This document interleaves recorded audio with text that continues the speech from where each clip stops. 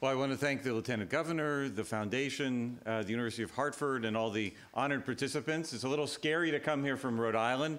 There's been talk over the decades of Rhode Island being absorbed into Connecticut, including by Forbes. But if the Lieutenant Governor could send me back with a few billion, even a few $1 million, I'm sure they'd welcome me with open arms. We're going to talk about workforce training and really the broad picture, because to get from point A to point B is going to be difficult. Our goals: let's look at workforce training for the broad spectrum of healthcare professions, suggest some key skills and competencies that are required, look at the strengths and the gaps, and hopefully stimulate some discussion and action here in Connecticut. So let's deal with a composite family. These are real people, but not necessarily in the same family. They're in Rhode Island, people who I took care of. We'll start with the grandfather, Mr. Jones, and he's 68 years old. He was admitted to the hospital with congestive heart failure, too much fluid. Why did he come to the hospital? Because he couldn't afford a $4 diuretic, a water pill, $4. He was admitted through the emergency room. He was in the inpatient ward for 10 days, had a little bit of a rough course, but got out. The bill was $30,000. He was discharged home, but there was one problem. He still didn't have the $4. And in addition, he was a little bit confused. So he needed the $4 for his medication, plus a nurse or a home health aide to come into his house and help him take the medication. He didn't get either. He was back in the hospital by Friday, admitted this time to the intensive care unit, was in the intensive care unit or on the floors for 14 days, a bill of $70,000. So for want of $4 and some home health aides, a $100,000 bill was created, and of course, being in the hospital wasn't fun for him. His daughter was very concerned and drove when she heard that he was in the emergency room. Unfortunately, on the way to the hospital, she hit a telephone pole, was taken to the emergency room, had contusion of her chest from hitting the steering wheel, had a CT scan. Fortunately, everything was fine, but there was an incidental finding, which was that she had a mass in one of her breasts. Because there was no communication between the emergency room and her primary care doctor or with the patient, she delayed diagnosis, ended up having malignant breast cancer, and needed chemotherapy and intensive treatments. Because she was tied up with her own treatments, she was a single mother, so the issue of taking care of her house, the illness of her father, she wasn't able to take her daughter to the pediatrician and family doctor for a flu shot, simple flu shot. The daughter, who had asthma, was in school, had an exacerbation of asthma, ended up in Hasbro Children's Hospital. How about the brother? Tough for him as well. He has a little bit of ADD, couldn't focus, was tearing up the house, tearing up the schoolroom, but the insurer wouldn't pay for it, United in this case. Sorry, hopefully there's no one from United. Unfortunately, a true story. So he continues to tear up the household, and in addition, because of the fragmentation of the system, the reports from the little bit of behavioral health he could get couldn't go to either the school or to the primary health care system, so no integration, no coordination. So that's healthcare in Rhode Island 2012. So what if the Congress and the administration mandated patient-centered medical homes to open around Connecticut and the country in 1 year? You heard that on the debate last night, didn't you? Well, first thing we do, we would celebrate patient-centered medical homes everywhere. And then we would realize that we have few PCMH-ready clinicians, administrators, or teams to staff them, few educational programs designed to specifically train for the medical home. So we have that kind of goal, but we don't have necessarily people to work in it. But there's more to the story, because there's really been hope in the last year. And I think the fact that you're having this conference is a sign of that it's a rapid phase of expansion in educational training, consultation services. There's more demonstration projects, and as some have said, forget about demonstration projects, just go full scale. And that's happening in several states around the country. There's new educational models and new efforts to collect and disseminate curricula. So let's go back. What is this patient-centered medical home? Multiple definitions. I'll just use one that was by the Primary Care Patient-Centered Collaborative. Things got so bad in primary care that something happened that never happened before, and that's that the pediatricians, family doctors, and internists started talking together, along with the osteopaths, and came up with some principles. And I know some of these principles are a little controversial, particularly in a nursing school, but the idea is some sort of personal somebody to take care of the whole patient. How many of you have, a primary care doctor or a primary care nurse practitioner, okay, right now? And how many of those people know your first name? Okay, if they know your first name, you have a 19% less chance of dying this year. So congratulations. Now, why is that? Well, it's not just because they know your name, because if they know your name, they probably know you well enough to know your allergies, the medications you might be on, and the significant illnesses. So having somebody who's your personal physician is important. This is the second one I put in parentheses, but they did say physician-directed medical practice. It could be provider-directed, but someone needs to rule it. That's more of a political than an empirical decision. What's more empirical, whole person orientation. You have to coordinate care. You have to worry about quality and safety. You have to have enhanced access, and you have to have payment reform. That's clear. All those pieces are necessary. And the bottom line is, this is supposed to be a new experience of care that gets to the triple aim. We did some think tanks at Brown where we invited people from around the country to talk about the model. And there's a complicated slide, but one of the pieces I want to get to before we get into the training is, oftentimes when we talk about medical home, we look over here at, what can it give us? Well, population management, team-based care, we can have panels, continuity, coordination, all this great stuff. But experiences around the country talk to us that you can't just go after the fruit. You actually have to prepare the soil. I was a rural doctor for 10 years, so I understand. You got to prepare the soil before you put in the crop. So do you have that shared goals and visions before you get going? Do you have the leadership in place? Do you actually know how to talk to one another? And even before you go there, you have to worry about the environment. So do you have the environment in Connecticut that's needed to actually create this patient-centered medical home? So it goes from environment, preparing the soil, and only then can you get to the fruit. And that's something that's often forgotten. So remember, environment, soil, fruit. That's the order. So, and just to let me know who's in the audience, how many nurses do we have? Nurse practitioners, PAs, pharmacists, social workers, psychologists, physicians, MAs, others, dietitians. Anyone else notice? People who walked on the street by mistake.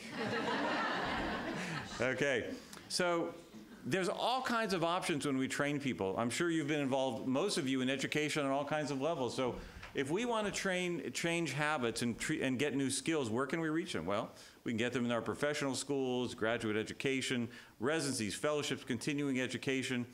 Interestingly enough, we can get them in the certification, recertification, get it where it hurts. So every 10 years, we can get the people who've been out for a while. And of course, we could also get them through their patient experience.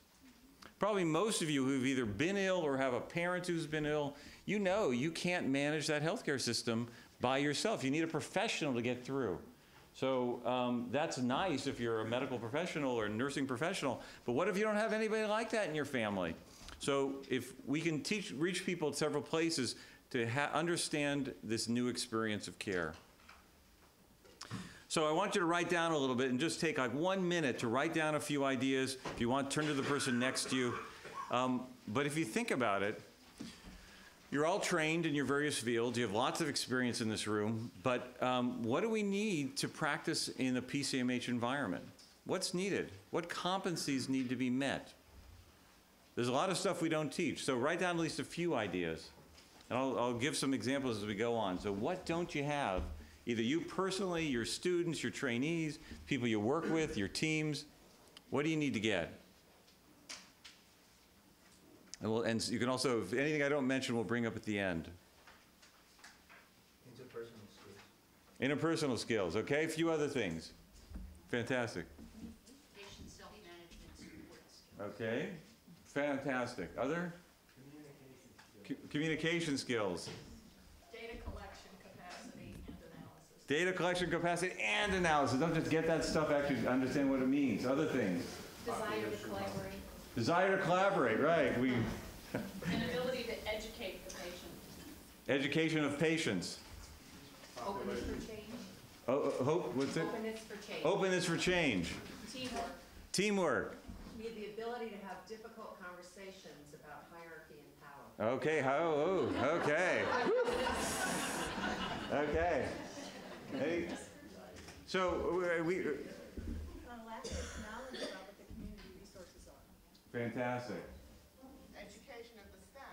Education stuff. So what are we doing already? Sounds like we're not doing anything. So there's a lot of stuff. I mean, it gets depressing when you think about it. And this is just a partial list. And you actually, named a lot of these things.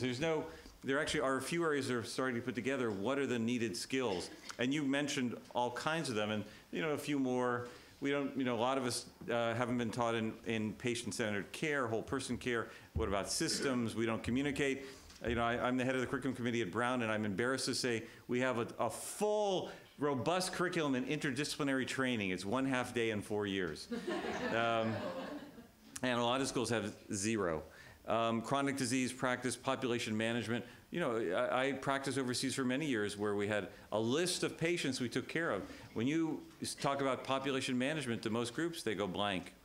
And by the way, Jill will make all the slides available.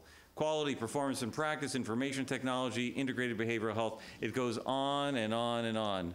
And just some other things that we often don't think about. What about leadership, facilitative versus authoritarian, getting into those, how are we going to work together in the power dimensions? Aligned vision. Do we have an aligned vision that we can go to? And what about just healthy relationships? A lot of this is about relationships in the team, relationships with the community, relationships with one another. Do we actually train for that or teach for that? Do we have a learning culture? Are we mindful? Do we reflect? Do we make any sense out of anything? Are we respectful? So there's skill after skill, competency after competency that's required to get to that point. So I'm going to go through very briefly area by area. Jill asked me to review everything that's happening in patient-centered medical home across the country. So I follow directions, but I have 20 minutes. Okay. So if we look at physician assistants and nurse practitioners, well, there's many essential skills that are intrinsic to their training in the role: team-based care, coordination, integration. There's a lot of variation in the definition of the PCMH role, where they're supposed to fit in, but clearly they understand that they're part of it, they're part of the team, and physicians assistants particularly have embraced it. It's now, if you look at their websites and their training, CME sessions are offered at all of them. They have a new online community of PAs involved with patient-centered medical homes. Because this is, in general, PCMH, it's like when they show those car commercials, you shouldn't do it at home on your own. It's dangerous, it's difficult. So having a community that you can talk with, whether virtually or in person, is important. They also have journal and newsletter articles on it, so they're really flying away with it. Nursing and nurse practitioners, well, I think at a baseline, many of the essential skills are intrinsic to the training in the role. Team nurse, nurse care manager, but how do you learn to be a nurse care manager? Turns out there's not many courses for it.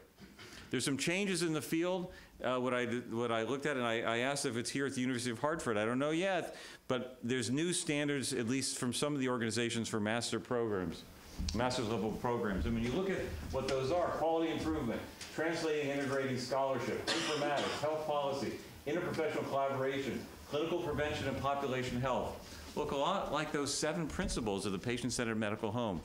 And from what I understand, this will be part of every master's degree. The nurse practitioners, well, it's part of what they're trained to do, but it actually, when I looked through the 3 of the major organizations, not much in terms of CME, not much in terms of training. They seem to be certainly behind the PAs in developing courses and curriculum. How about the MAs, the medical assistants, the coaches, the navigators, all those folks who work as part of members of the team? Well, there's some general educational programs, some specific around the country to navigators. I don't think you have any navigator training here, maybe for pilots, but not for healthcare workers. So it's mostly on the job. How do you learn when you're on the job? Well, there's collaboratives. That's the IHI, the Institute for Health Improvement model. You get everybody together, like today, you learn about it, then you go back. There's some working groups, so some of the collaboratives, even in our state, get the MAs all together to talk to one another from different practices who are trying to institute the patient-centered medical home. And in some places, my colleagues are here from UConn. We have colleagues in Utah. They said, this is crazy. Let's start our own MA school. We need to train different skills. These are different MAs. So if we want people to be able to work in the practices that we want to create, we actually have to create the training programs. Pharmacists, they've flown ahead on this starting years ago because they started to see an expanded role to work not just as providing medication, but in education and the provision of medical services. So at multiple schools, including in Ohio, New Jersey, Minnesota, Washington, here in Connecticut, they're interdisciplinary team training, advanced continuing edge offered by professional groups. One of the first things we did in our own residency training site is to add not just pharmacy, but pharmacy students. It's been really very exciting. And I think that they see their role as interdigitating as part of these teams. And as you know, it's really easy to add medications, very difficult to take them off. So there's certainly a role as part of the team for pharmacists, and I think that they really are stepping up to the plate. Behavioral health, and really in the broad section. Well, some of you are old enough in this room to remember the day when if you went to a psychologist, social worker, psychiatrist, the primary care doctor never got a report. It was considered taboo to share information. Well, about 20 years ago, they realized that we would, from primary care, we'd refer people out, but they never make it to the referral. So they went from cold referrals to warm referrals or hot referrals. You put the person, co-locate them in your site. But it turns out you can do a lot more than just co-locate. You can actually work together. You can do therapy together. You can figure out various patterns of motivational change. So that's been picked up by the American Psychological Association. There's also a collaborative family healthcare association. UMass is very big on this and training people, and the Society of Teachers of Family Medicine. So the notion being that we have to somehow figure out how to break down some of the barriers between our disciplines and work in a team in a way that we never did before. In psychology, there's not a formal specialty yet in primary care or PCMH, but there's more formal training experiences. Postdoc fellowships, rotations, practicums. At our own site at Brown, we just added 3 postdoc positions in psychology in this integrated primary care. And what's been exciting is that having them around the residents and having them around the patients, they're creating their own ways of interacting that didn't exist before. There's lots of examples of that, I think, including what I understand the community health centers here locally. How about social work? Social work in some of its documents have really looked at the patient-centered medical home role, and they see themselves as being part and parcel of this. Their comprehensive case management fits right in. They assess, intervene, and consult at multiple levels, and care coordination, patient navigation, and patient-family support are part of what they do. At our own site, we have both social workers, academic social workers, and master-level students who take part. What about those medical and osteopathic students? Well, the DOs are starting a little more slowly. They have a few sites where they send students out that are patient-centered medical homes, but it's become more of the rage in the traditional medical schools to expose students to the new model. Growing number of clerkship programs, a lot more in the planning phase. A few schools are doing curriculum, which you can find online. Residency education. We get them out of medical school into residencies kind of half-baked. There's lots of complaints about the golden age. They're not what they used to be, but they really don't know about this stuff anymore. So there's multiple collaborators around the country and local efforts to really make a difference. What can we do to train people into the new model? Washington State, North and South Carolina, Colorado actually had whole collaboratives where multiple residencies came together, and not just from family medicine, said, we need to worry about training the workforce of the future, and we have to start from scratch. So they work together to actually do it in really dramatic ways. In the CHAIRS organization, which is the Association of Departments of Family Medicine, has been surveying departments, 140 departments across the country, what's happening. And I just show you this, that when they ask, are you actively involved in transforming your care model in your residency teaching clinic? This is where people are being trained. It's 87% are now saying yes. That goes up 20% each year. So what's been remarkable is, in family medicine at least, people are on board. They're saying this is the future, and they're trying to make it happen. Some best practices just locally.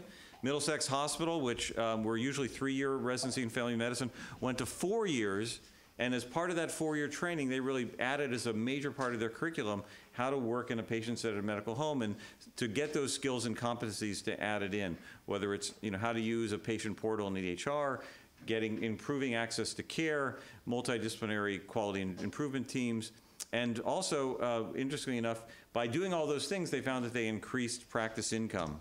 Just down the road at UConn, they are also a patient-centered medical home level 3. They have group visits, which are a whole new skill for the whole team, involve the physicians, the social workers, and nutritionists in diabetes, nutrition, pregnancy care.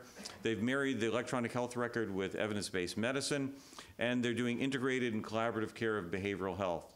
So trying to really change that place where people get trained so when they go out into Connecticut, they can work and bring the new model. Seattle, they've done something exciting there as well, and I'll focus just on that because NCQA, it turns out, if you've been working in this for a while, you know that you can get the National Center for Quality Assurance criteria, but still not transform. So what they did is they started from the ground up saying, we want payment reform for this residency site before we get going. So they're paid in a different way, aligned incentives that are working to help them.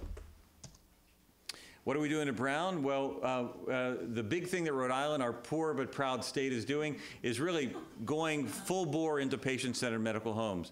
And our health insurance commissioner, Department of Health, started with organizing us, and we got payment reform. So for every patient who we see, we get fee-for-service, a management fee, and a quality fee. So now we're finally getting paid for the things that we were always doing for free. But we just said we're going to, through grants and through efforts, we changed the curriculum for the medical students, we changed the curriculum for the residents, for the staff, for the faculty. We've transformed our sites, so we're working to transform the educational sites so you don't just hear about PCMH. If you're a student, you experience it. And they complete various modules now in trying to figure out what's involved. Let's say you miss them in professional school. Well, you know, we all believe in lifelong learning. Who believes in lifelong learning? Okay, that's why you're here today. Okay, so it turns out that all the groups are doing lifelong learning, and I found examples of PCMH in pretty much every field. Interestingly enough, an area that you can catch people at is certification and recertification. So this is where you teach the old dogs new tricks. And the family physicians, internists, and pediatricians are all requiring something that has to do with those new skills later on. And so it's a way of kind of pushing them to work in a different way and change the whole field, not just waiting till the new grads get out there. What's exciting? Well, it turns out that you know, we live in a time when there's new models that are coming out that are actually much more effective than in the past. So distant learning, you can be part of teleconferences, podcasts, webinars. I'm sure you get invitations to webinars every 15 minutes. And virtual consultants. So it's nice to have somebody on the ground, and we'll talk about that very briefly. But if you don't have somebody on the ground, you can be part of a virtual community trying to get from point A to B. There's local assistance and facilitation. Our experience in Rhode Island and around the country is it's nice to learn about this stuff. It's great to be in a virtual community, but somebody better come to my clinic because it's really hard to get this stuff done. We've been now moving from, we converted ourselves into a patient-centered medical home, and we are facilitating others becoming patient-centered medical homes. Unbelievably tough. And we're there as coaches, as facilitators with whole teams. It takes a lot of time, effort, aggravation, tears. But having somebody on the ground is helpful. What are some of the new models? Well, I think these online collaborative networks are really exciting, and cooperative extension services. Do we have any farmers in the room? Okay, no farmers. Gee, there must be somebody. Okay, one farmer. Okay. Well, you might remember that they opened up cooperative extension services to help farmers because during the Dust Bowl, they were all planting their crops, let's say, in a line, and then the dust would take it away, and they taught them if you do it kind of with certain ways, depending on where the land is, you can save your land. So they've improved farming by having groups of individuals coach farmers. So wouldn't that be nice in the state of Connecticut? There was a great bill as part of the Accountable Care Act. It unfortunately, except for a few pilots, didn't get funded. But that's something which, in a small state like Connecticut, would be easy to do. I'm just going to end on resources. When you look around, you know, there's consultants every which way. It's really unlicensed, but I'll show three that we can talk about that are well respected. Probably the first place to look is the Patient-Centered Primary Care Collaborative. It's kind of an education, business, industry, academic group. They have lots of information. They have a task force in education that's open for anyone from any field that's like to join. And they're looking at what are some of the core competencies, and you can find a list from May 2011 if you want to get started. And they're beginning to develop curriculum sharing. Society of Teachers of Family Medicine have a resource library. It's highly variable, so you'll find all kinds of stuff, but it's searchable at www.fmdrl.org.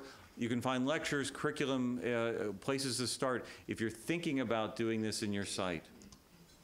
Pediatrics, which is where the patient-centered medical home started, they have educational curriculum now for residents, and even though they started it, they were a little slow on converting their practices, but they have toolkits, building blocks. A lot of it's online. They don't tend to come out to your site, but a lot of great information, especially if you're dealing with a younger population and a multi-need population. Internists, they have the Medical Home Builder. It's mostly an online community. It's a self-paced program. You can get CME for it, so if you need your continuing education credits, it's great. They're really good at this. Once again, it's mostly online, but it allows you to move from A to B and gives you the modules that you then need depending on your practice. Probably the gold standard right now is Transform Med, that was originally out of family medicine, but it now is more independent. And what they've done is they've looked at the broader kind of field of practice management, quality, practice services, looked really at the whole home for primary care. And what's exciting is that they start with the web-based toolkit, which links to tools and resources, but they have at least the offer of coaching facilitation on site, as well as practice retreats and sharing it online. The reality is that there's no gold standard yet for how you do this. It seems that facilitation is better than not facilitation, but it's hard to say. And this will just show, next to last slide, that when you facilitate, these are kind of facilitated versus controls, you get more adaptive reserve. Your ability to actually change is helpful. So it's like in a lot of areas of our lives, professional coaches, someone who you can talk to about your particular problems, very, very helpful. I mentioned the cooperative extension services. This would be great. State funding would be helpful since federal funding is not going to be coming. And just to let you know, just to summarize, this is really a time when there's sound educational models are starting to be formed, but you really need to develop them out there for different disciplines. How are we going to work together? How are we going to train together? I mean, there's a few places around the country that are doing that. I don't know if it's happening here in Connecticut. It is happening in Linköping, Sweden, so you can go there and kind of check it out. But it'd be nice with all the professional schools in the small areas, you could do it. I mean, Rhode Island's very small, but we fight a lot with one another because we know each other just too well. So hopefully it's different here. It gets a little deeper because you select people in a particular way. So do you need to support and select different people who can work in teams? A few medical schools around the world, actually, in addition to the individual interviews, have a team interview. See how people, and they have a task that you have to work on together. We want people to work in teams, but we get all these people who are individualists. So it's, we're past Ayn Rand, it's time to get different kind of folks. Okay, teamwork, interdisciplinary training. I'd love to hear what's happening here in Connecticut, but it's something that we are woeful at. Lifelong learning of key skills. So this is a lot of work. We have to retrain everybody. And that starts from the person who answers the phone to the person who sees the patient and everything in between. We need some broad educational models that are online and on the ground, and they need to be available everywhere. You have some valiant efforts starting here in Connecticut, but are people working together to spread that model? And are you being paid for it? Because it turns out one of the bigger trials of this didn't have payment reform. And if you still get the same old fee-for-service, it's going to be much harder to do this kind of management and quality work. So you have to really change the way you're getting paid. So the hope, a medical home in every community and an educated, competent team for every home. And it's thrilling to be here today in this interdisciplinary group, but if you're going to change Connecticut, it's going to be up to you. Thank you.